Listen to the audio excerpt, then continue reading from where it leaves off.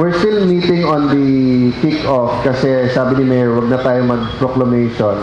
Kasi unang-una, proklamado naman lahat. Pangalawa, i-hassle mo pa supporters mo na pumunta, gastos yon.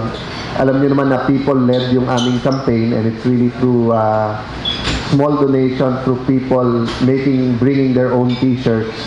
No? So, we will definitely have an activity because you have to start officially campaigning, no? But it will be simple and it will send a message, no, of real change.